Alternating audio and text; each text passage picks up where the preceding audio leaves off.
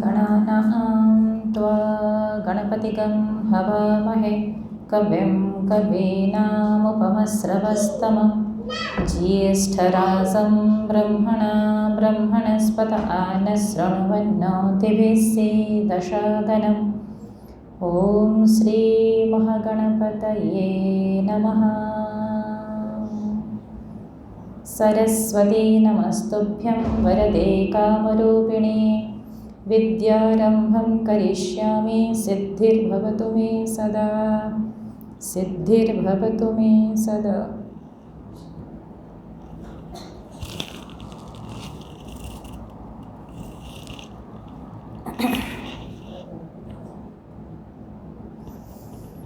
ये बात है ईश 686 लगभग, क्योंकि इसमें भी कई मतभेद है कि कब की बात है, भगवान भाष्यकार जी के जीवन कब की बात है।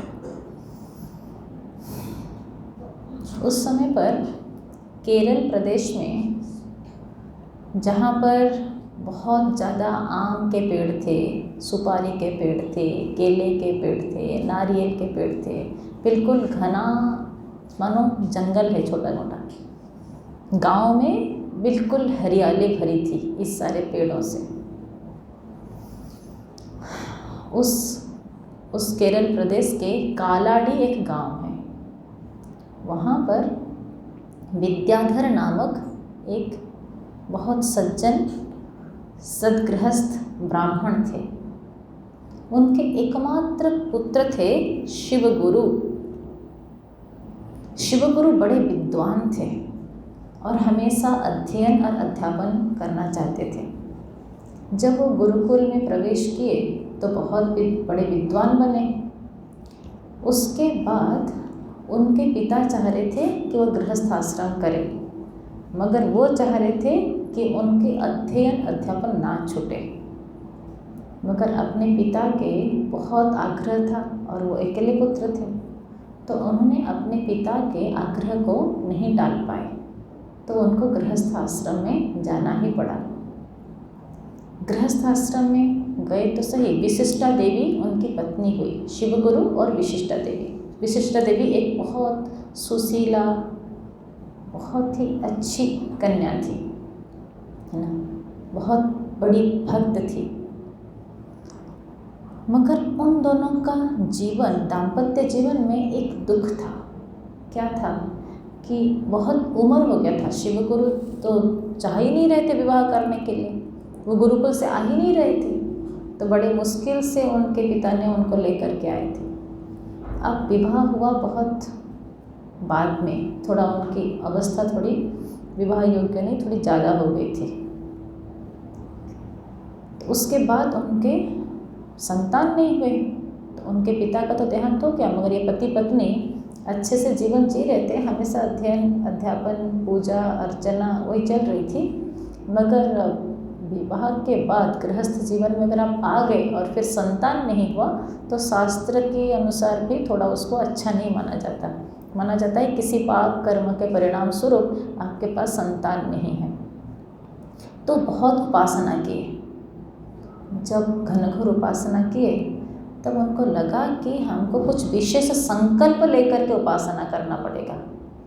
तब वहाँ पर एक पर्वत था, वृष नामक पर्वत था। और वृष नामक पर्वत के ऊपर शंकर भगवान के मंदिर था।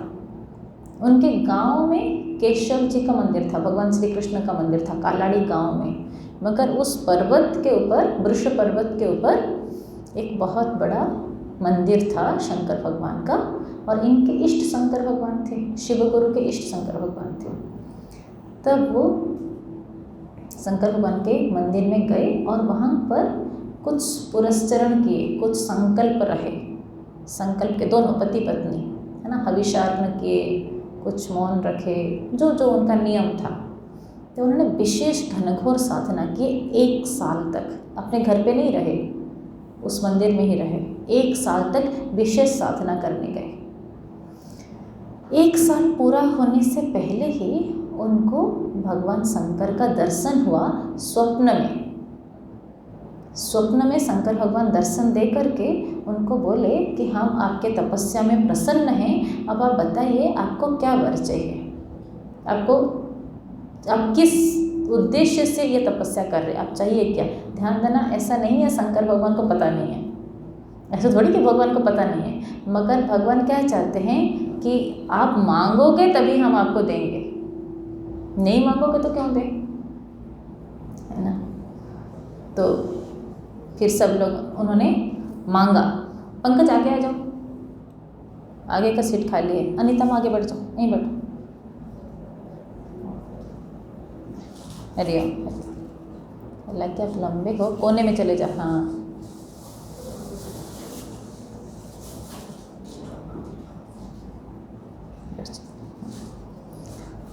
तो आगे आ जाओ, आगे आ जाए बेटा, बिल्कुल आगे आ जाए, भले कोई दिक्कत नहीं। अच्छा ठीक। तो शंकर भगवान ने पूछे क्या चाहिए बताओ, तो बोले कि आपको तो मालूम है हमें तो पुत्र चाहिए। बोले कैसा पुत्र चाहिए, बोले सर्वज्ञ दीर्घायु पुत्र चाहिए। भगवान बोले देख ऐसा नहीं होएगा, या तो सर्वज्ञ पुत्र मिलेगा या तो दीर्घायु पुत्र मिलेगा, दोनों में से एक चुनो। अगर सर्वज्ञ होगा तो अल्पायु होगा, और अगर दीर्घायु होगा तो थोड़ा मूर्ख होगा। आपको कैसा पुत्र चाहिए आप बताओ। तब शिव गुरु जी बोले कि नहीं, मुझे सर्वज्ञ पुत्र चाहिए, भले वो अल्पायु हो। बोले ठीक है, तथास्तु, ऐसा ही होगा, हम खुद आपके पुत्र के रूप में अवतरित होंगे। तब बड़े प्रसन्न हुए वो। जब नींद टूटी, सुबह वो अपने पत्नी को सारी बात बताए। उनके पति अपने आप को बड़ी भाग्यशाली मानी कि मेरे गर्भ में भगवान खुद आएंगे। तब उन्होंने बोले कि अभी तपस्या पूरा हो गया, अब आप अपने घर जाओ और जैसे गृहस्थ जीवन जीना चाहिए ऐसे जीवन जियो। तब दोनों बड़े खुशी से आए, और कुछ दिन बाद विशिष्टा देवी गर्भवती हुई और उनको एक पुत्र जन्म हुआ। जैसे ही पुत्र जन्म हुआ तो उनको पता चल गया कि ये तो शंकर भगवान के आशीर्वाद से हुआ है, तो इसीलिए उन्होंने उस पुत्र का नाम भी शंकर रखा। शंकर बचपन से ऐसे थे, 3 साल की उम्र में उनको रामायण, महाभारत और कई ग्रंथ याद हो गए थे। उनको स्मृतिधर बोला जाता है। 3 साल। अब देखो हमारे बाल विहार बच्चों को 3 साल की उम्र में भगवद गीता की 15 अध्याय याद हो जाता है। किसी किसी बच्चों को तो पूरे मिशन में छा जाते हैं। अच्छा उसको 15 अध्याय याद है, 3 साल का बच्चे को 15 अध्याय याद है, और उनको सब याद था। एक बार जो मंत्र वो सुनते थे ना, उनके पिताजी तो विद्वान थे, वो तो विवाह करना ही नहीं चाह रहे थे, वो तो हमेशा अध्ययन अध्यापन करते थे। तो उनके पिताजी जो जो मंत्र पढ़ते थे उन्होंने एक एक बार सुना तो उनको सब याद हो गया। बस एक बार सुना याद हो गया, सुना याद हो गया, ऐसे है ना। 3 साल में उनको सब याद हो गया था। तो पिताजी का संकल्प था कि 5 साल में इसका व्रतोपनयन करके हम इसको गुरुकुल भेज देंगे। मगर 5 साल से पहले उसी 3 साल में कुछ दिन में ही पिता का शरीर पूरा हो गया, माने शिव गुरु जी का शरीर पूरा हो गया। विशिष्टा देवी बहुत रोई, अपने पति के अंतिम संस्कार की, फिर वो अपने मायके चली गई। मगर उनके पति का संकल्प उनको याद था। तो जैसे ही भगवान शंकराचार्य जी अपना पुत्र शंकर 5 साल के हुए, थोड़ा ऐसे हो जाना, हाँ ठीक है, जब वो थोड़े 5 साल के हुए तो फिर वो फिर से वापस आ गई अपने ससुराल, माने अपने जो घर है वो वहाँ आ गई। फिर व्रतोपनयन किया अपने पुत्र का, शंकर का, और फिर उनको गुरुकुल भेज दिए। गुरुकुल में हाँ जगह खाली, आप आ जाइए, बंसल जी आ जाइए, जगह खाली, अब इधर आ जाइए, हाँ ठीक है। तो जैसे ही उन्होंने गुरुकुल गए तो गुरुकुल में उनके गुरुदेव भी बिल्कुल विस्मित रहे, क्योंकि जो मंत्र बोले जो मंत्र बोले वो मंत्र उनको सब कुछ याद हो जाए। और उनको जो पढ़ाया जाता था, उनके जैसे विद्यार्थियों को जो पढ़ाया जाता था वो तो उनको याद रह ही जाता था। जो उनके बाकी विद्यार्थी, जो उनके सीनियर्स थे, बड़े बच्चों को जो पढ़ाते थे, वो भी वहाँ बैठते थे उनके साथ और वो सब भी याद कर लेते थे। जो 20 साल में, ध्यान देना, 20 साल लगता था जिस विद्या को पढ़ने के लिए, न्याय, वैशेषिक, सांख्य, योग, ये सब कुछ 2 साल में पूरा कर दिए। 20 साल के कोर्स को 2 साल में पूरा कर दिए और 2-2.5 साल में उनके कोर्स पूरा हो गए, सब कुछ पढ़ लिए।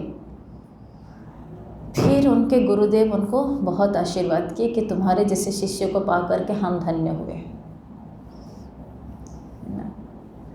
तब उसी समय पर ध्यान देना, अपने गुरु के आज्ञा को पालन करके, जब गुरुकुल में रहते थे, गुरु के आज्ञा को पालन करके वो एक बार भिक्षा करने गए थे। जब भिक्षा करने गए, गुरुकुल में रहते तो भिक्षा करने जाते हैं ना, तो जब भिक्षा करने गए थे तो एक वृद्ध ब्राह्मण परिवार में गए वो, और उस समय पर उन्होंने भिक्षा बोली, भवती भिक्षाम देहि, भवती भिक्षाम देहि बोले। मगर उनके परिवार से जो लोग आए तो वो बड़े दुखी होकर के सिर्फ एक आंवला का भिक्षा दिए और बोले कि हे ब्रह्मचारी, हमारे घर में तो और कुछ भी नहीं है। तब उनको बहुत दुख हुआ, तो बोले कोई बात नहीं, और उसी समय पर उन्होंने कनकधारा स्तोत्रम का पाठ किए। कनकधारा स्तोत्र अब हम सुनेंगे। अंगम हरिः पुलकभूषणमाश्रयन्ति, भृङ्गाङ्गनीव मुकुलाभरणं तमालम्, अङ्गीकृताखिलविभूतिरपाङ्गलीला, माङ्गल्यदास्तु मम मङ्गलदेवतायाः, मुग्धा मुहुर्विदधति वदने मुरारेः, प्रेमत्रपा प्रणहितानि गतागतानि, मालादुषोर्मधुकरीव महोत्पलेया, सा मे श्रियं दिशतु सागरसम्भवायाः, विश्वामरेन्द्रपदविभ्रमदानदक्षम्, आनन्दहेतुरधिकं मधुविद्विषोऽपि, ईर्षन्निषीदतु मयि क्षणवीक्षणाढ्यम्, इन्दीवरोदरसहोदरमिन्दिरायाः, आमीलिताक्षमधिगयममुदा मुकुन्दम्, आनन्दकन्दमनिमेषमनङ्गतन्त्रम्, आकेकरस्थितकनिनिकपक्ष्मनेत्रम्, बुद्ध्यै भवेन्मम भुजङ्गशयङ्गनायाः, स्वाहं तरे मुरजितः श्रितकौस्तुभेया, हारावलीव हरिनिलमयी विभाति, कामप्रदा भगवतोऽपि कटाक्ष्ममाला, कल्याणमावहतु मे कमलालयायाः, कालाम्बुदालिललितोरसिकैटभारेः, धाराधरे स्फुरति या तडिदङ्गनेव, मातुः समस्तजगतां महनीयमूर्तिः, भद्राणि मे दिशतु भारगवन्दनायाः, प्राप्तं पदं प्रथमतः खलु यत्प्रभावान्, माङ्गल्यभाजि मधुमाधिनि मन्मथेन, मय्यापते दिहमन्थरवीक्षणाढ्यम्, मन्दालसं च मकराकरकन्यकायाः, मन्दालसं च मकराकरकन्यकायाः। इति कनकधारा स्तोत्रम। अब क्या हुआ, इससे, इस स्तोत्र के पाठ से स्वयं लक्ष्मी माता प्रसन्न हो गई और लक्ष्मी माता दर्शन दी। और लक्ष्मी माता क्या बोली कि पुत्र आप क्या चाहते हो? बोले माता, ये जो वृद्ध ब्राह्मण दंपति है, ये इतना निर्धन है, इनका निर्धनता मेरे से देखा नहीं जाता। आप इनका निर्धनता दूर करिए और इनको कुछ तो धन दीजिए। बोले आपकी प्रार्थना स्वीकार करके हम आपको दर्शन तो दिए हैं, मगर पुत्र ध्यान रखना, प्रारब्ध किसी का मिटाया नहीं जा सकता। पूर्व जन्म में, ध्यान देना, पूर्व जन्म में ये बहुत बड़े धनी थे, मगर ये कभी भी अपना धन को समाज में बांटे नहीं थे, अपने धन को देते नहीं थे, सिर्फ अपने भोग के लिए उपयोग करते थे। इस अपराध के वजह से इस जीवन में वो निर्धन हैं और हम इनको धन नहीं दे सकते। अब भगवान शंकराचार्य जी क्या करते? बोले मगर आप मेरी प्रार्थना तो स्वीकार करते हैं ना? बोले हाँ। बोले अब तो कम से कम इन्होंने अच्छा कर्म किया, इन्होंने मुझे तो अपना आंवला, एक आंवला था वो मुझे बिना दिए रह सकते थे, मगर उन्होंने मुझे दे दिया। अभी का सत्कर्म स्वरूप और मेरे प्रार्थना स्वीकार करके आप इनको धन दीजिए। तब लक्ष्मी माता पिघल गई। बोले ठीक है, तथास्तु, ऐसा ही होगा। बोले आप निश्चिंत रहो, इनको निर्धनता को हम दूर कर देंगे। फिर वो चले गए। अगले दिन सुबह कोई भी उठने से पहले सोने की आंवला वर्षा हुई उनके आंगन में। पति पत्नी जब सुबह उठे तो क्या देखते हैं कि पूरे आंगन में सोने का वर्षा, सोने की आंवला का बिल्कुल छाया हुआ है। तो वो एकदम से बटोरने लगे, है ना। वो है हमारे भगवान भाष्यकार जी।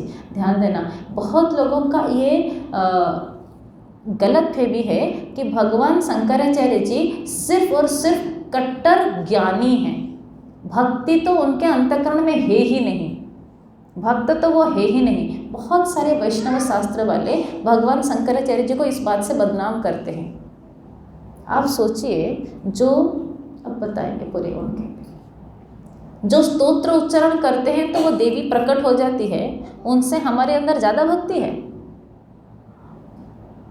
उनके अंतःकरण की भक्ति भाव देखिए, उन्होंने लक्ष्मी माता को पुकारे और लक्ष्मी माता प्रकट हो गई, गंगा देवी को पुकारे, गंगा देवी प्रकट हो गई। जहाँ जहाँ जो मंदिर उनको जीर्णोद्धार करना चाहते थे सब कर पाए। उनसे ज़्यादा भक्ति है हमारे में। ये मिथ्या अभिमान हो जाती है कई बार। हाँ, तब फिर वो गुरुगृह से आ गए और अपने घर पे रहे। उनके अपने घर पे वो हमेशा अध्ययन अध्यापन करने लगे। जब वो गुरुगृह से नहीं आए थे ना, तभी एक ब्राह्मण कन्या को उनकी माँ तय करके रखी थी कि इसको अपनी बहू बनाऊंगी। जैसे ही आए बोले हम आपके तय करके रखें, इस लड़की देख बहुत अच्छी है, क्या कमी है बता, क्यों नहीं विवाह करेंगे। अब भगवान भाष्यकार जी बोले कि माँ इसलिए मेरा जीवन नहीं है, मेरा जीवन किसी और के लिए है। तो उन्होंने बहुत फुसलाए, बहुत बोले, बहुत मनाए। बोले कि हमारा बिल्कुल भी जीवन का उद्देश्य नहीं है, जीवन का उद्देश्य कुछ और है। तब थोड़ा मौका देख करके वो अपने माँ को बोले कि माँ मुझे संन्यास ग्रहण करने की आज्ञा दे दो। तब तो उनकी माँ फूट पड़ी, रोई, इतनी रोई कि बेटा मेरे जीवन में और कोई आधार नहीं है, तुम अकेले हो, तुम संन्यास हो जाओगे तो। ध्यान देना, आजकल के माता पिता को अपने बच्चे को साधु बनाना बहुत आसान है। क्यों? क्योंकि उनको पता है कि कहीं भी रहेगा, फ़ोन में कांटेक्ट रहेगी, एटलीस्ट चिट्ठी तो आना देना तो होएगा ही, हमें पता चलेगा कि कहाँ है, खाना मिल रहा है नहीं मिल रहा है, हम चाहेंगे तो पहुँच सकते हैं, वो चाहेंगे तो हम हमारे पास आ सकते हैं। मगर उस समय पर सन्यासी माने अब पता नहीं वो जीवित है कि नहीं है, ना बच्चे को पता है माता पिता जीवित है कि नहीं, ना माता पिता को पता है कि बच्चा जीवित है कि नहीं। कोई कांटेक्ट नहीं, कोई चिट्ठी नहीं, कोई फ़ोन नहीं, कुछ नहीं। आप सोचो तो उनकी माँ को कैसा लगेगा, कैसे वो दे सकती थी आज्ञा, है ना। तो ध्यान देना, अपने परिवार को अगर बड़ा काम करो तो बड़ा आहुति चाहिए ना, तो छोटा काम करो तो छोटी आहुति चाहिए। तो अपने माँ के साथ जो संबंध है, और वो मातृभक्त थे, आप ध्यान देना, उनकी मातृभक्तता कैसी थी बताओ, बताती हूँ। उनकी माँ हमेशा, वहाँ पर एक नदी थी, अलवाई नदी। अलवाई नदी में वो वहाँ की पुण्य नदी मानी जाती थी। उस नदी में रोज़ स्नान करने जाती थी और उस नदी से आते हुए, अपने घर आते हुए, बीच में ना भगवान श्री कृष्ण का मंदिर पड़ता था जो उनकी इष्ट थी, माँ की इष्ट भगवान श्री कृष्ण थी। तो वो वहाँ पर पूजा अर्चना करके फिर घर आती थी, रोज़ जाती थी फिर आती थी। एक बार गर्मी का दिन था, वो गई, मंदिर पहुँचने से पहले बेहोश हो गई। स्नान करने गई, वापस आते समय पर बेहोश हो गई। और भगवान शंकर पुत्र, उस समय पर भगवान शंकर था उनके ना, तो वो इंतजार किए माँ को, मानो आधे घंटे में, 1 घंटे में आ जाती थी रोज। अब 2 घंटा 3 घंटा हो गया, इतना देर हो गया, आई नहीं, क्या हुआ? तो वो ढूंढने के लिए गए नदी तक और बीच में देखे कि वो माँ बेहोश पड़ी है। एकदम व्याकुल हो गई, जो कि उसमें 5-6 साल के बच्चे थे। वो क्या करेंगे, व्याकुल हो गए। तो माँ की सेवा करने लगे, पानी वानी ला करके छिटकाए, उन्होंने सेवा किए। थोड़ी देर बाद उनकी माँ थोड़ी स्वस्थ हुई तो उन्होंने पकड़ के अपने घर ले आए। मगर माँ की ऐसी दुर्दशा उनसे देखी नहीं गई। वो इतना व्याकुल प्रार्थना किए भगवान को कि भगवान आप सर्वसमर्थ हैं, आप सर्वशक्तिमान हैं, आप चाहेंगे तो नदी हमारे घर के तरफ से होके भी तो बह सकती है। इतना दूर हमसे है, इसीलिए माँ रोज इतना जाती है, इसीलिए माँ को इतना मेहनत करना पड़ा, इसीलिए माँ को इतना कष्ट हुई, इसीलिए मेरी माँ बेहोश हो गई। तो आप कृपा करके, आप तो सर्वसमर्थ हो, आप कृपा करके नदी को ऐसा मोड़ दीजिए कि हमारे घर से कम डिस्टेंस रहे, कम दूरी में नदी प्रवाहित हो जाए। और प्रार्थना करते रहे, व्याकुल प्रार्थना करते रहे। ध्यान देना, अगर सच्चे दिल से कोई प्रार्थना करता है और अगर वह सत्कर्मी है, अगर वो अपना जीवन को समष्टि के लिए उत्सर्गीकृत किया है, तो उसकी प्रार्थना का बहुत बल होता है। तो उस साल की जब वर्षा ऋतु आई, उस वर्षा ऋतु में नदी ने अपना दिशा परिवर्तन कर दिया। अब सोचो, नदी ने दिशा परिवर्तन कर दी। कितनी प्रार्थना रही होगी, कितनी व्याकुल प्रार्थना रही होगी। और उस व्याकुल प्रार्थना के पीछे माँ के प्रति उनकी प्रेम था, यही तो था। माँ के प्रति प्रेम का इतना था कि भगवान के पास ऐसे प्रार्थना हुई कि भगवान को नदी के दिशा परिवर्तन करना पड़ा। अब उस माँ को छोड़ के जाने वाली बात है, क्या करें। तो माँ समझाती रही, घर में तुम्हें क्या दिक्कत है, तुम्हें कौन डिस्टर्ब कर रहा है, बता, तुम्हें कौन सी काम करने पड़ रहा है, हमेशा तो अध्ययन अध्यापन करते हो। कुछ नहीं बोले, चुप रहे। कुछ दिन बाद इतना उनका शास्त्र चिंतन होता रहा कि बड़े बड़े विद्वान उनसे पढ़ने के लिए आते थे।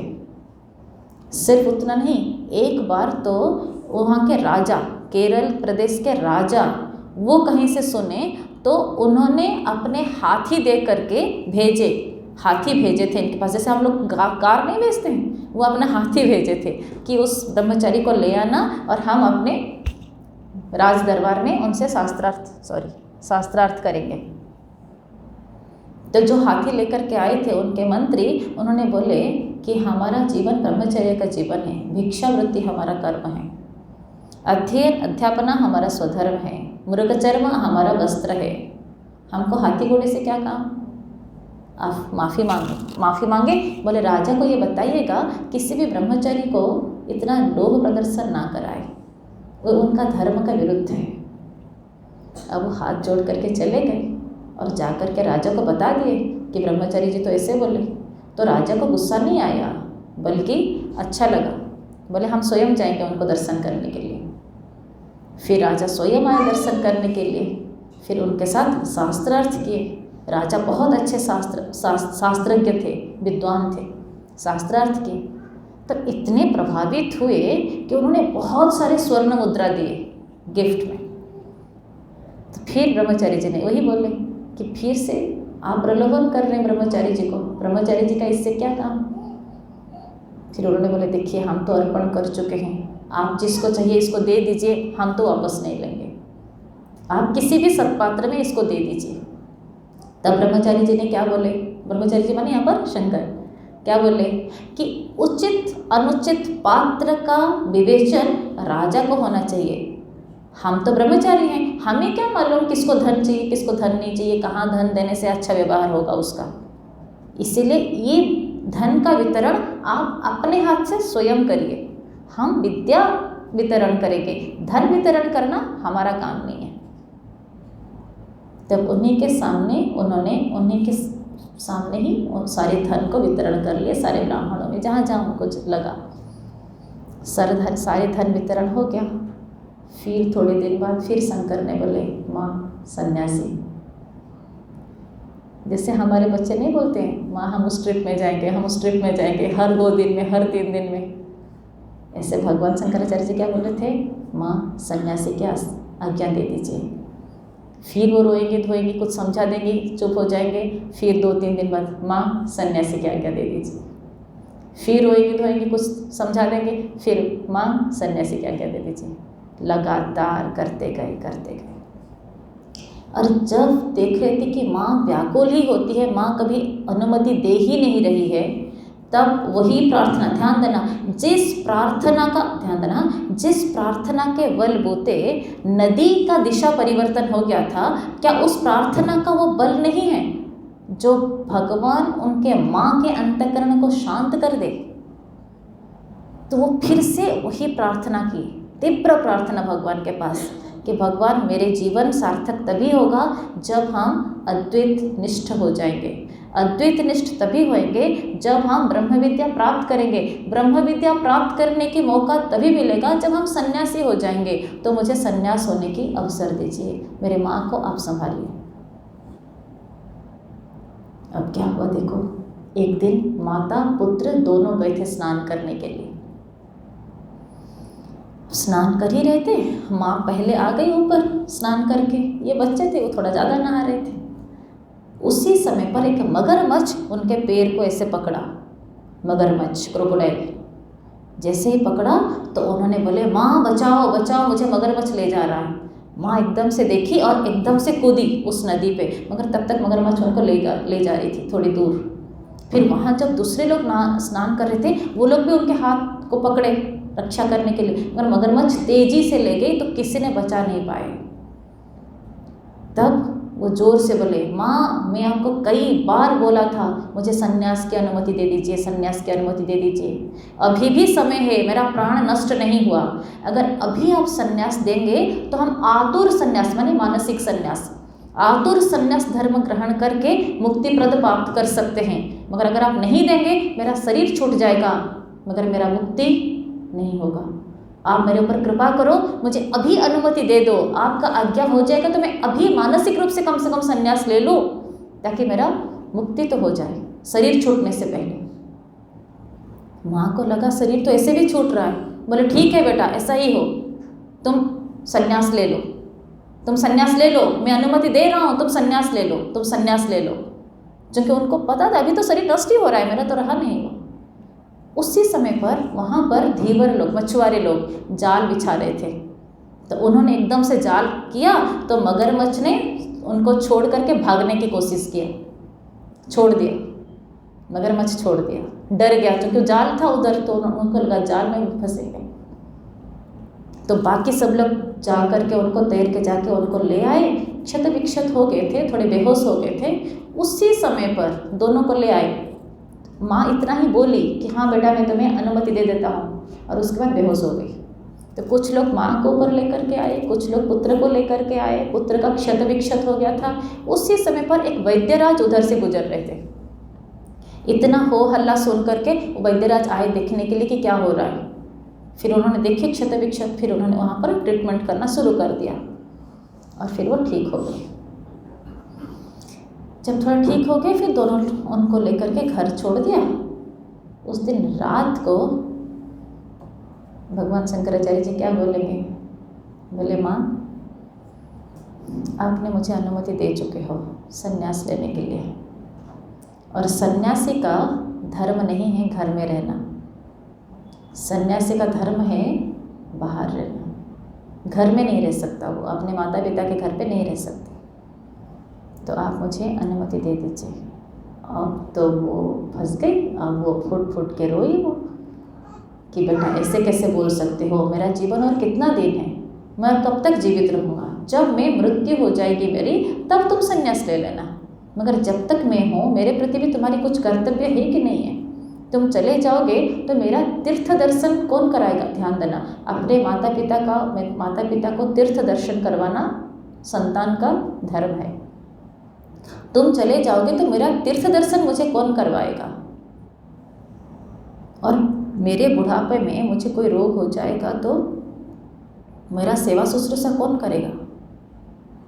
तब भगवान शंकर ने क्या बोले, भगवान शंकराचार्य जी ने बोले, माँ ये बताइए मुझे मगरमच्छ से कौन उद्धार किया। उसी समय पर धीवर लोग जाल बिछाए थे, वो किसने किया, वो क्या दुर्घटना थी, वो क्या एक्सीडेंटली था, मतलब अकस्मात था, वो भगवान की विधान के अंतर्गत था। उसी समय पर वैद्यराज मिल गए, वो कौन करवाया, वो ऐसा ही नहीं था, वो भगवान का विधान था। तो जो भगवान विधान जिस भगवान की विधान के अनुसार मेरे शरीर की रक्षा हुई, उसी भगवान के विधान के अनुसार आपकी भी रक्षा हो जाएगी। हमारे जो भी संपत्ति है, भूमि है, पैतृक संपत्ति है, वो हम अपने सारे सगे संबंधियों को बुला करके सारे संपत्ति उनको दे देता हूँ, और आपका भी जिम्मेदारी उनको दे देता हूँ। और आप अगर मुझे आशीर्वाद देंगे तो निश्चित रूप से मुझे योग सिद्धि प्राप्त होगा, और उस योग सिद्धि के बल से जब आप मुझे अपने अंतिम समय पर याद करेंगे तो मैं योग बल से कहीं भी होऊंगा, योग बल से आपके पास जरूर आ जाऊंगा, और मेरे पास उस समय पर इतनी समर्थ होगी जो हम आपको आपके इष्ट का दर्शन करा सकते हैं। माँ ये बताइए, तीर्थ भ्रमण का फल क्या है। तीर्थ भ्रमण का फल है इष्ट दर्शन। आपके अंतिम समय पर आपको इष्ट दर्शन कराना मेरी जिम्मेदारी है। बस आप दिल से मुझे याद करिएगा, मैं कहीं भी होऊंगा योग मार्ग में आपके पास जरूर आऊँगा। ऐसा ही हुआ, ध्यान देना। वो याद की थी, और भगवान शंकराचार्य जी उस समय पर संन्यास ले चुके थे, वो तो उनका पढ़ाई पूरा हो गया था। वो योग मार्ग में आए, फिर उन्होंने उनका इष्ट दर्शन करवाया, फिर उनका शरीर पूरा हुआ। उनके उतने सामर्थ्य थी, बोले थे कि आप मुझे मुक्त हृदय से आशीर्वाद दीजिए, ये जरूर हो पाएगा। और फिर बहुत व्याकुल प्रार्थना की भाष्यकार भगवान शंकराचार्य जी बहुत व्याकुल प्रार्थना की भगवान के पास कि मेरे माँ के हृदय को धीरज बंधाइए, उनको रोते हुए हम नहीं छोड़ सकते, मतलब उनको बहुत दुखी करते हुए हम नहीं छोड़ सकते, आप उनके हृदय का धीरज आप बंधाइए। तो ऐसा ही हुआ, भगवान की प्रेरणा से उनकी माँ धीरज बांधी और खुद ही अपने बच्चे को कषाय वस्त्र से सजाई, खुद ही विरजा होम करके सारा सामग्री इकट्ठे किए, फिर सुबह सुबह विरजा होम करके वो घर से निकल पड़े। कुछ दूर तक पूरे ग्रामवासी गए, माँ भी उनके पीछे पीछे गई। केशव जी का मंदिर आया, जो मंदिर में उनकी माँ रोज पूजा करती थी। उस मंदिर के पास वो गए। अलवाई नदी का दिशा परिवर्तन हो गया था ना, चूंकि वो दिशा परिवर्तन हो गया था, उस नदी के प्रभाव से वो मंदिर जीर्ण शीर्ण हो रहा था, टूटने वाला था, गिरने वाला था। तो अब वो जो पंडित जी थे उन्होंने प्रार्थना की कि आप इस मंदिर का रक्षा करिए, क्योंकि आपके प्रार्थना से नदी दिशा परिवर्तन हुआ, अब यह मंदिर गिरने वाला है, आप इसको संभालिए। तब उन्होंने उसी समय पर उनका जो देव विग्रह था, उन्होंने उसको अपने सीने में ऐसे लगाया, उठाया, उसको लेकर के सुरक्षित जगह पर रखा और ग्रामवासियों को प्रार्थना किया कि आप यहाँ पर मंदिर निर्माण करिए। और फिर कर दिए सारे ग्रामवासी। फिर ये चल पड़े। कहाँ पर चल पड़े? जब वो गुरुकुल में रह रहे थे, ध्यान देना, उस समय पर उनके गुरु के मुख से सुने थे कि स्वयं पतंजलि अब शरीर धारण किए हैं और ओंकारेश्वर में वो गौड़पादाचार्य के शिष्य गोविंद पादाचार्य के नाम से तपस्या कर रहे हैं। जब उन्होंने सुने थे तभी उन्होंने उनको गुरु रूप में वर्ण कर दिया था। अब उनकी खोज में वो चल पड़े। नर्मदा कहाँ है? पतंजलि जी ने। तब नर्मदा कहाँ है उनको कुछ नहीं पता था, उनको सिर्फ ये पता था कि उत्तर में है ना। उत्तर दिशा की तरफ, कालाड़ी गांव से उत्तर दिशा की तरफ चल पड़े। ओंकारेश्वर कहाँ है उनको कुछ नहीं पता था, बस चल पड़े अनजान लक्ष्य की ओर और अनजान रास्ते में चल पड़े। चलते गए। कुछ देर बाद उनको नर्मदा नदी मिल गई, ओंकारेश्वर मिल गया। वहाँ पर कुछ सन्यासी बाहर बैठे थे, एक गुफा के बाहर बैठे थे। उन्होंने पूछे, आप जानते हैं गोविंद पादाचार्य जी कहाँ पर हैं? बोले इसी गुफा में हैं, और पता नहीं कितने 100 साल से शायद ये तपस्या कर रहे हैं। एंड हम जब आपकी उम्र के थे तब से हम इंतजार कर रहे हैं कि वो बाहर उठ के आएंगे और हम उनसे उपदेश सुनेंगे। अब हम बूढ़े हो गए हैं। बोले क्या हम उनके दर्शन कर सकते हैं? बोले वो गुफा बहुत अंधेरा है, यहाँ से दीपक ले जाओ और दर्शन करना चाहो तो दर्शन कर लो। तब उन्होंने दीपक लेकर के गए एंड वो दर्शन किया। जब वो दर्शन करने गए, दर्शन किया, तब उन्होंने क्या देखे? बिल्कुल स्केलेटन है, पूरा सिर्फ अस्थि मात्र है ना। बिल्कुल शरीर में जो उनका चर्म है वो बहुत ही, और फिर उनका नासिका मगर बहुत ऊंचा है, जटा है, दाढ़ी है, बढ़ गया है, सन्यासी है। तब उन्होंने पूछे तुम कौन हो? तब उन्होंने निर्वाण षटकम के रूप में गा के सुनाए, जो हमारे बाल प्यार बच्चा दीवा सुनाएगी अभी आपको। निर्वाण षटकम।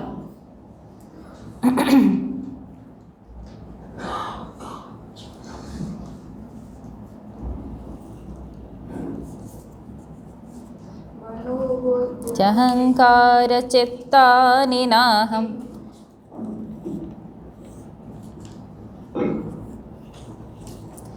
मनोबुद्ध्यहंकार चित्तानि नाहम् न च श्रोत्रजिह्वे न च घ्राणनेत्रे न च व्योम भूमिर्न तेजो न वायुः चिदानन्दरूपः शिवोऽहं शिवोऽहम्। आनन्दरूपः शिवोऽहं शिवोऽहं। न च प्राणसंज्ञो न वै पञ्चवायुः न वा सप्तधातुर्न वा पञ्चकोशः न वाक्पाणिपादं न चोपस्थपायो चिदानन्दरूपः शिवोऽहं शिवोऽहं। चिदानन्दरूपः शिवोऽहं शिवोऽहं। न मे द्वेषरागौ न मे लोभमोहौ मत्सर्यभावः न धर्मो न चार्थो न कामो न मोक्ष चिदानन्दरूपः शिवोऽहं शिवोऽहं। चिदानन्दरूपः शिवोऽहं शिवोऽहं। न पुण्यं न पापं न सौख्यं न दुःखं न मन्त्रो न तीर्थं न वेदा न यज्ञाः अहं भोजनं नैव भोज्यं न भोक्ता चिदानन्दरूपः शिवोऽहं शिवोऽहं। चिदानन्दरूपः शिवोऽहं शिवोऽहं। न मृत्युर्न शङ्का न मे जातिभेदः पिता नैव मे नैव माता न जन्मः न बन्धुर्न मित्रं गुरुर्नैव शिष्यः चिदानन्दरूपः शिवोऽहं शिवोऽहं। चिदानन्दरूपः शिवोऽहं शिवोऽहम्। अहं निर्विकल्पो निराकाररूपो विभूत्वाच्च सर्वत्र सर्वेन्द्रियाणां न चासङ्गतं नैव मुक्तिर्न मेयः चिदानन्दरूपः शिवोऽहं शिवोऽहं चिदानन्दरूपः शिवोऽहं शिवोऽहं चिदानन्दरूपः शिवोऽहं शिवोऽहं शिवोऽहं शिवोऽहं। अब क्या हुआ, जब भगवान शंकराचार्य जी ने ऐसा अपना परिचय दिया कि ना मैं शरीर हूँ, ना मैं मन हूँ, ना मैं बुद्धि हूँ, तब गोविंद पादाचार्य जी को पक्का हो गया कि इन्हीं के वजह से तो मैं इतना दिन से इंतजार कर रहा था। तब वो बोले, वत्स हम आपके इंतजार में थे, अब आप ही वो हो जो अद्वैत वेदांत को रक्षा करोगे, क्योंकि उन दिनों बौद्ध धर्म का कलुषित बौद्ध धर्म, प्योर बौद्ध धर्म नहीं, कलुषित बौद्ध धर्म पूरे समाज को खराब कर दिया था। तो यदा यदा ही धर्मस्य ग्लानिर्भवति भारत अभ्युत्थानम अधर्मस्य तदात्मानं सृजाम्यहम्। भगवान बोले हैं कि जब जब अधर्म आएगा तो हम आएंगे। तो भगवान शंकराचार्य जी के रूप में अवतरित हुए अद्वैत वेदांत को प्रतिष्ठापित करने के लिए। तब फिर क्या हुआ, उन्होंने उनको पढ़ाया, अद्वैत वेदांत पढ़ाया, श्रवण मनन निधिध्यासन, बिल्कुल उपनिषद पढ़ाया, ब्रह्मसूत्र पढ़ाया।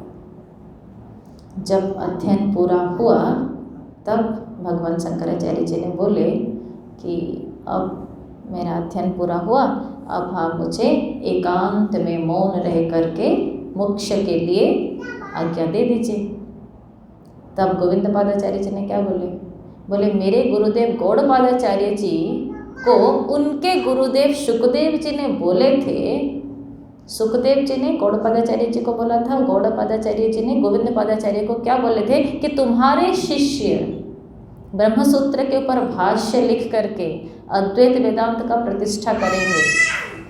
तो अब हम आपको ब्रह्मसूत्र पढ़ा चुके हैं और समाज में आपको अद्वैत वेदांत की प्रतिष्ठापन करना है। अब आपको सिर्फ मोक्ष प्राप्त नहीं करना है, आपको शिष्यों में इसको देना है और इसकी रक्षा करनी है। तो बोले ठीक है, जैसे गुरुदेव की आज्ञा है। तब भगवान शंकराचार्य जी गए, कहाँ गए, उनके गुरु की आज्ञा क्या थी, पहले वाराणसी जाओ। वाराणसी में सारे विद्वानों का गढ़ था, तो उन विद्वानों के गढ़ में जा कर के वो पहले वहाँ पर गए। तो वहाँ पर गए कौन है, गोमाता गंगा मैया है ना। तो उन्होंने गंगा मैया के पास गए और गंगा मैया के दर्शन करते ही उन्होंने गंगा स्तोत्र का पाठ किया, गंगा स्तोत्र का उन्होंने रचना की है ना। गंगा मैया को दर्शन करके उन्होंने जो गंगा मैया की स्तुति के रूप में जो गाए, उसी को हम गंगा स्तोत्र बोलते हैं। उसको हमारे बाल बिहार के बच्चे आराध्या पाठ करेगी।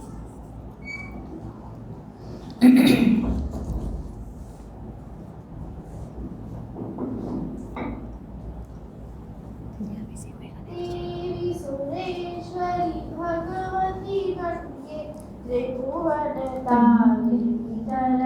तरंगे शंकर मौली बिहारिणी विमले भगवती रास्तां तव पद कमले भागीरथी सुखदायिनी मात स्तव जल महिमा निगमे ख्यात नाहं जाने तव महिमानं पाहि कृपामयि मामज्ञानम् हरिपद पाद्य तरंगिणी गंगे विधुमुक्ता धवल तरंगे संह्रीकुरु मम दुष्कृति भारं कुरु कृपया भवसागरपारम् तब जलममलं येन निपीतं परमपदं खलु तेन गृहीतं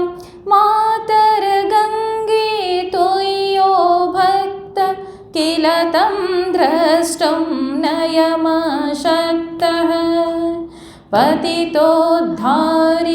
जाह्नवी गङ्गे खण्डितगिरिवरमण्डितभङ्गे भीष्मजननि हे मुनिवरकन्ये पतितनिवारिणि त्रिभुवनधन्ये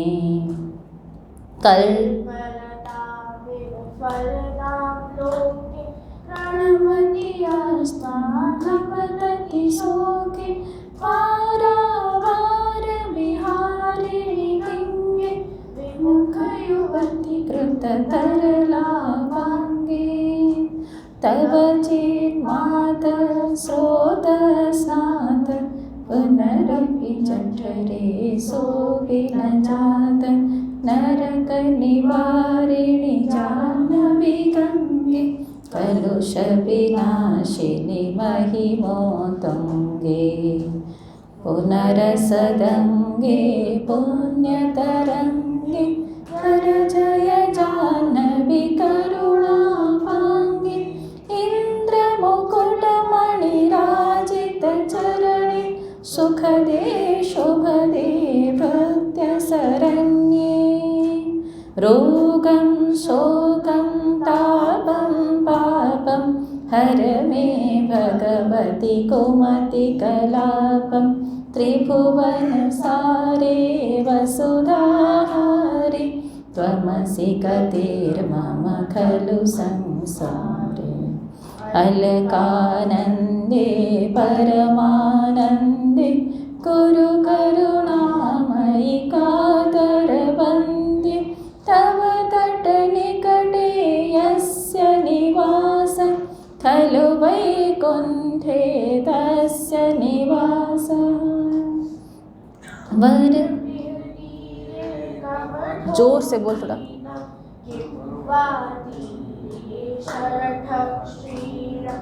अथवा शपचो मलिनो दीनस्तव नहि दूरे नृपति कुलीन ओ भुवनेश्वरि पुण्ये धन्ये ओ भुवनेश्वरि पुण्ये धन्ये देवी जगमयि मुनिवर कन्ये गङ्गा सवविभवमपरं पठति नरो यः सजयति सत्यम् येषां हृदये गङ्गा भक्ति तेषां भवति सदा सुखमुक्ति मधुरकान्ता पञ्चटिकाभिः परमानन्दकलितललिताभिः गङ्गास्तोत्रमिदं भवसारम् वाञ्छितफलदं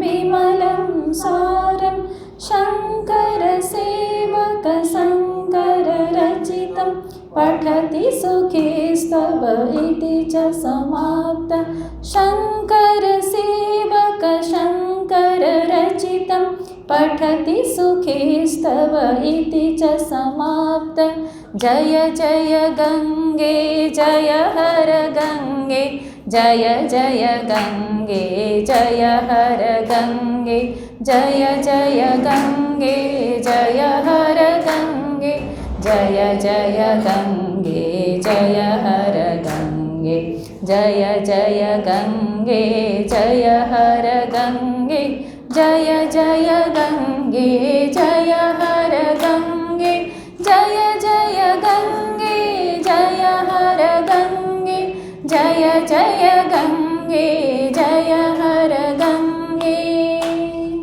बोलिए श्री गंगा मैया की जय। अब दर्शन किए उन्होंने गंगा मैया के, उसके बाद कहाँ गए होंगे दर्शन करने के लिए। अगर कोई बनारस जाते हैं गंगा मैया के दर्शन करते हैं, फिर कहाँ जाते हैं? काशी विश्वनाथ जी गए। विश्वनाथ जी दर्शन करने गए तो वहाँ पर शिव पंचाक्षर स्तोत्रम का उन्होंने पाठ किया। शंकर भगवान को जैसे ही दर्शन किए उन्होंने, तो उनको लगा कि शंकर भगवान का दर्शन करके वो मुग्ध हो गए, और फिर उनको लगा स्तोत्र उच्चारण किया। वो शिव पंचाक्षर स्तोत्र हमारे बाल विहार के बच्चे देवाशीष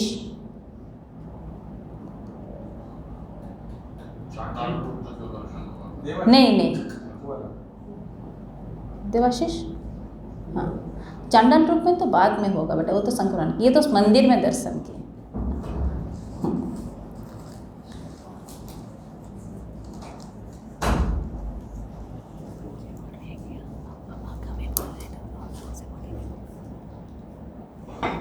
जोर से बोलना बेटा, हाँ।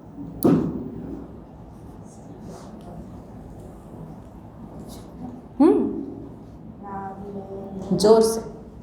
नागेन्द्रहाराय त्रिलोचनाय भस्मांगरागाय महेश्वराय नित्याय शुद्धाय दिगंबराय तस्मै नकाराय नमः शिवाय।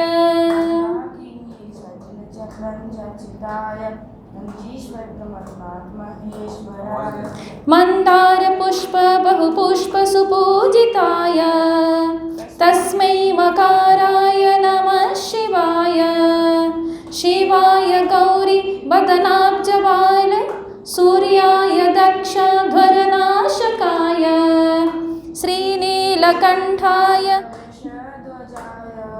तस्मै शिकाराय नमः शिवाय। इसको कहीं कम कर दिया। वसिष्ठ कुंभोद्भव गौतमार्य मुनीन्द्रदेवार्चित शेखराय चंद्रार्क वैश्व नरलोचनाय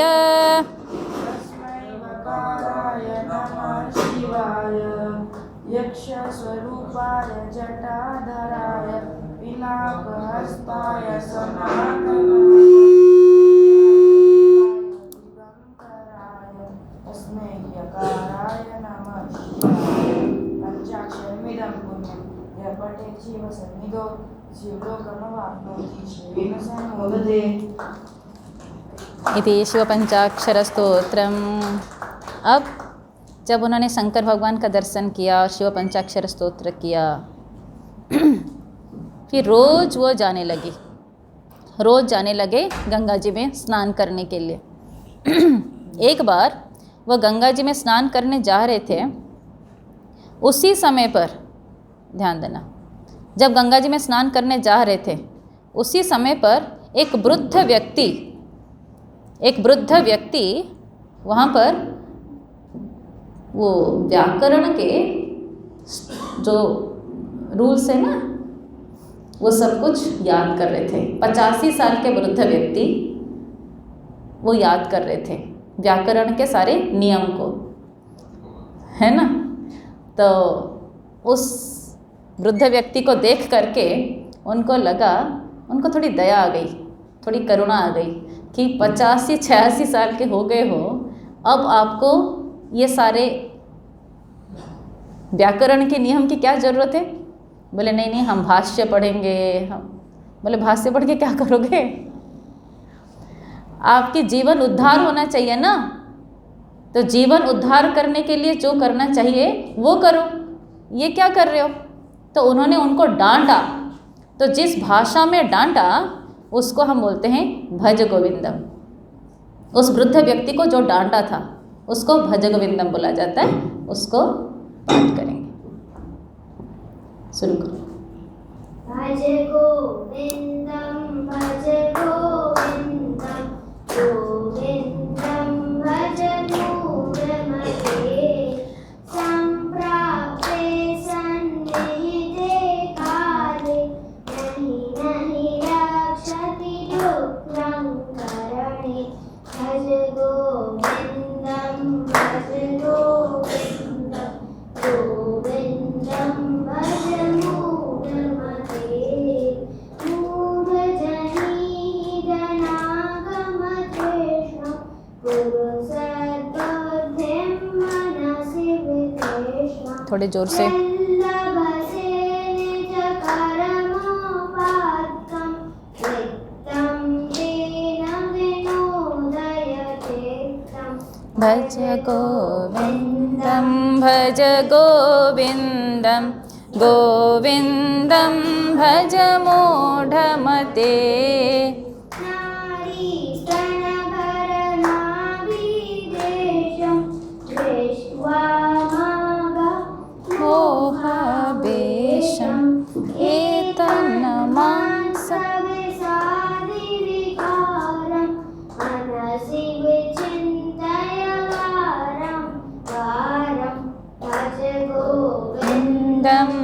भज गोविन्दं गोविन्दं भज मूढमते नलिनी गलगत जलमति तरलं तद्वज्जीवितमतिशय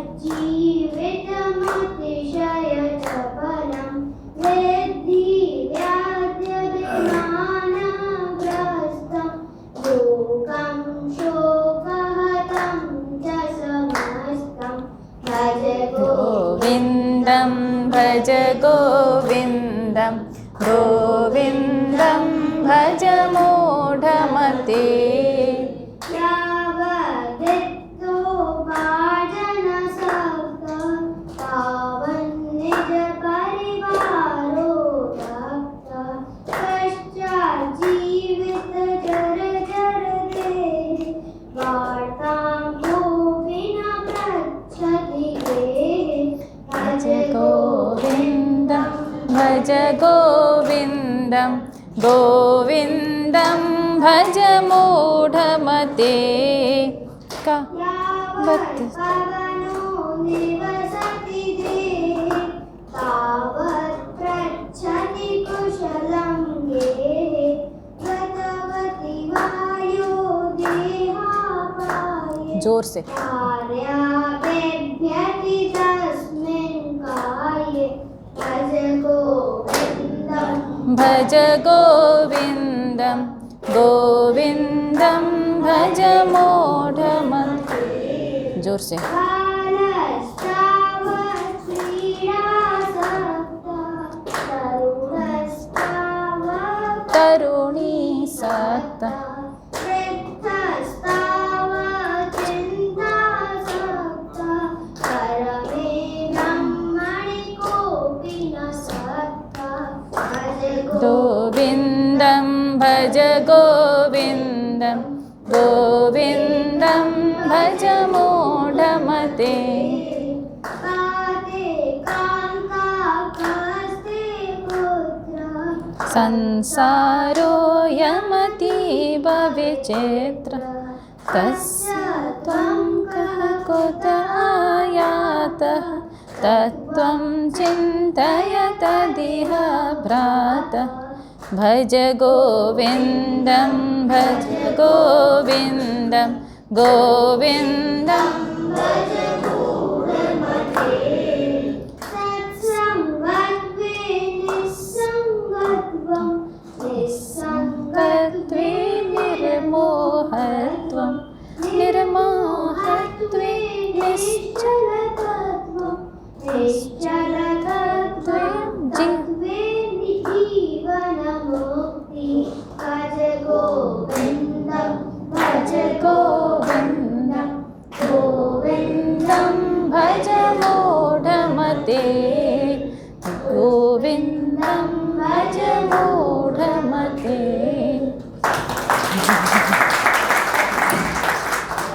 अब उनको डांटने के बाद फिर वो वापस आ गए और रोज़ ऐसे जाने लगे गंगा जी के पास। और रोज़ एक बार ऐसे जा रहे थे मणिकर्णिका के घाट पर। आप लोग जो लोग गए होंगे, कितनी सांकरी गली है, वहाँ पर एक स्त्री एक शव को लेकर के रो रही थी, बहुत रो रही थी, बहुत रो रही थी, रोए जाए रोए जाए। तो वो थोड़े इंतज़ार किए कि किसी के ऐसे शरीर पूरा हो गया है तो क्या बोले, मगर बहुत इंतज़ार के बाद भी जब वो हटी नहीं तब उन्होंने हाथ जोड़ के बोले, माता अपने वो शव को थोड़ा सा हटा दीजिए। तो बोले कि आप खुद बोल दीजिए, सब हट जाएगा। वो जो नारी थी उन्होंने बोले कि आप खुद सबको ही बोल दो ना, वो खुद हट जाए, मुझे क्यों बोल रहे हैं। तो बोले, तो उन्होंने क्या सोचे, भगवान शंकराचार्य जी ने क्या सोचे, चूँकि वो अत्यधिक दुखी है, विलाप कर रही है, इसीलिए ऐसे बोल रही है। तो बोले, माता कैसे कैसे हट सकती है, सब कैसे हट सकता है, सब थोड़ी अपने आप हट सकता है, आप उसको हटा दीजिए। बोले क्यों, आप तो ऐसा मत प्रचार कर रहे हो जहाँ पर सिर्फ अधिष्ठान चेतन ही सृष्टि कर सकता है, प्रकृति की आवश्यकता नहीं है।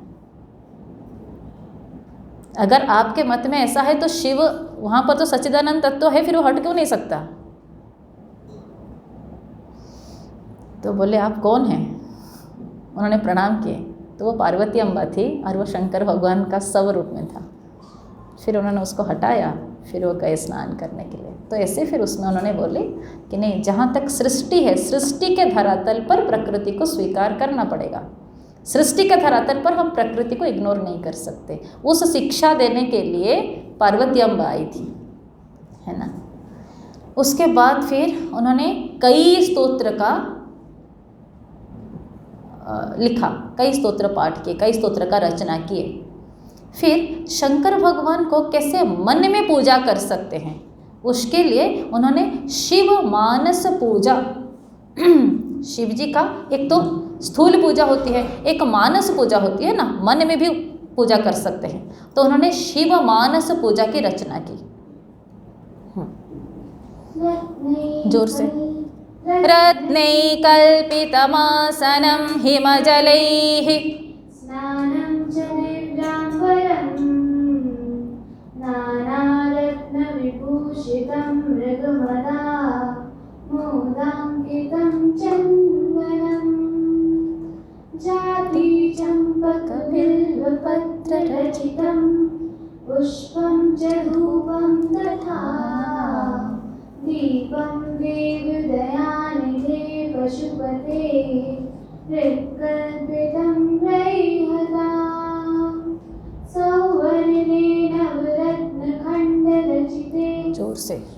पात्रे घृतं पायसं भक्ष्यं पञ्चविधं पयोदधियुतं रम्भाफलं पानकम् शाकानामयुतं जलं रुचिकरं कर्पूरखण्डोज्ज्वलं ताम्बूलं मनसा मया विरचितं भक्त्या प्रभो स्वीकुरु छत्रं चामरयोर्युगं व्यजनकं चादर्शकं निर्मलम् वीणामेरिमृदङ्गुका हरकला गीतं च नृत्यं तथा साष्टाङ्गं प्रणति स्तुतिर्बहुविधा।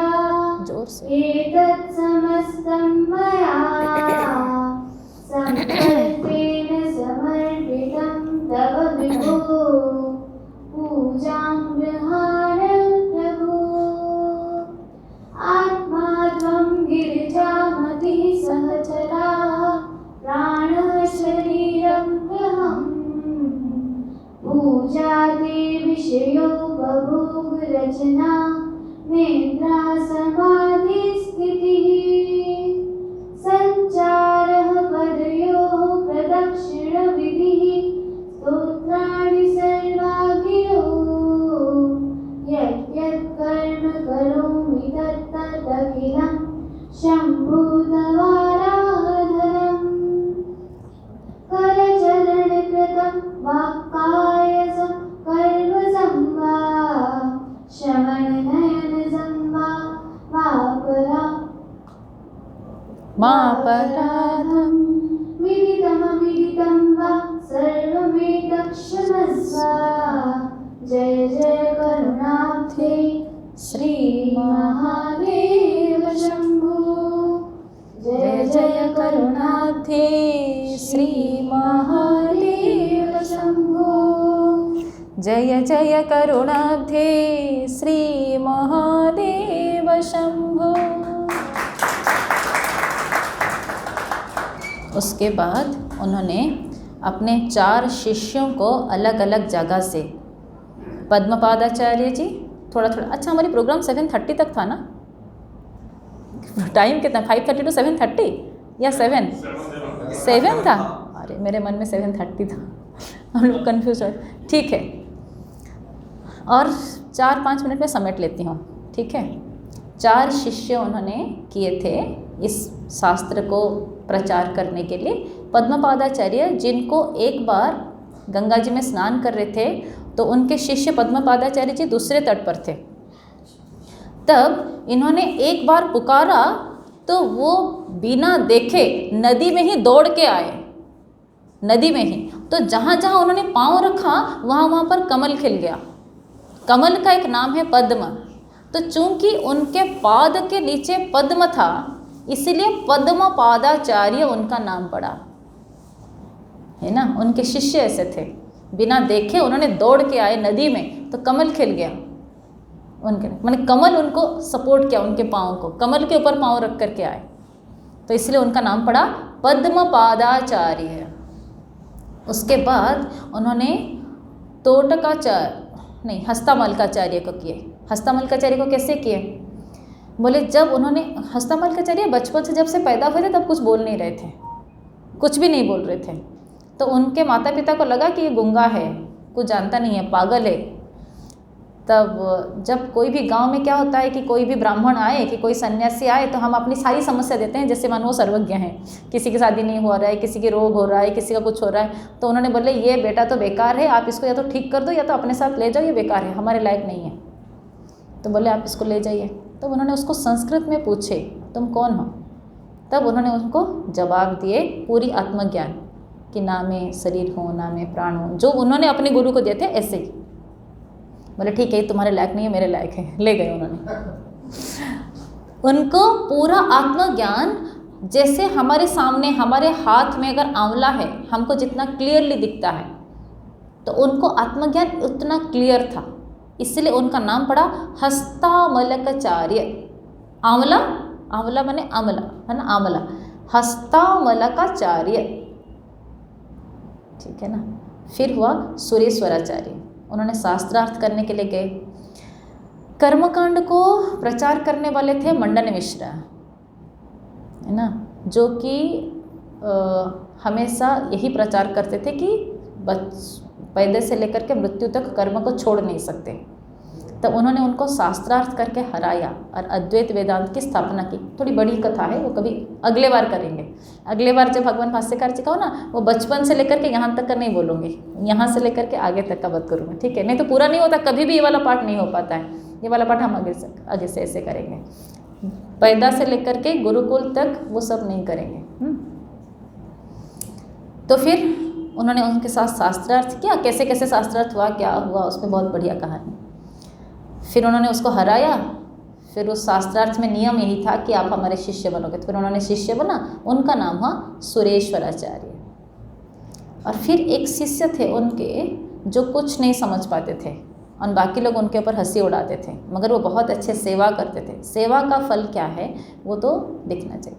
फिर उन्होंने सेवा के परिणाम स्वरूप भगवान भाष्यकार जी, भगवान शंकराचार्य जी की आशीर्वाद से, ध्यान देना, भगवान शंकराचार्य जी के आशीर्वाद से उनकी बुद्धि कुंद होने के बावजूद तीक्ष्ण हो गई और वो एकदम से सारे आत्मज्ञान बोलने लगे।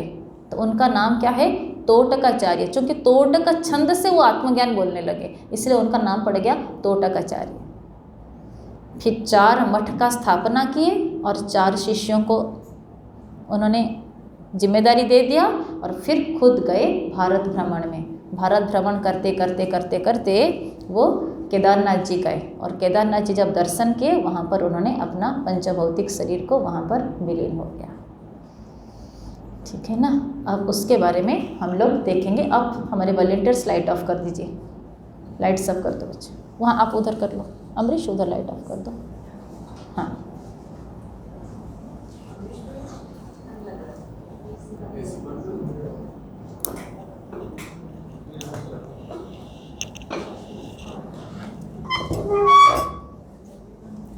वहाँ का लाइट भी ऑफ कर दो। हाँ, लाइट ऑफ कर दो। हाँ, लाइट ऑफ कर दो।